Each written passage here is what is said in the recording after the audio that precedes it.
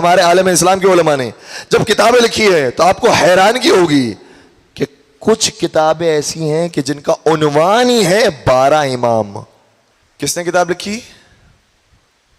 دوسرے مقادیر فرقے کے لوگوں نے. میں آپ کی خدمت پیش کروں نام ابن صباغ مالکی.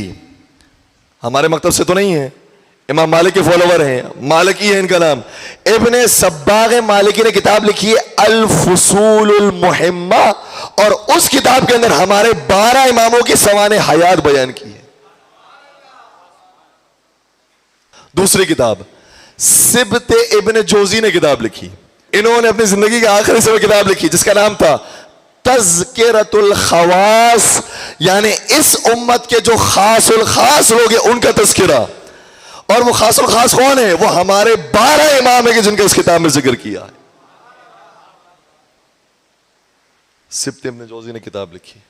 اور دیکھیے خطیب بغدادی نے کتاب لکھی. خطیب بغدادی بہت بڑے عالم دین ہیں, اور بغداد سے چونکہ ان کا تعلق ہے, اور کاظمین ہے بغداد کے قریب. بیدار ہے نا, کاظمین ہے بغداد کے قریب, تو چونکہ بغداد کے رہنے والے تھے اس لیے کاظمین سے واقف ہو گئے. انہوں نے اپنی کتاب کے اندر حضرت امام موسیٰ کاظم علیہ السلام کے فضائل بیان کیے ہیں.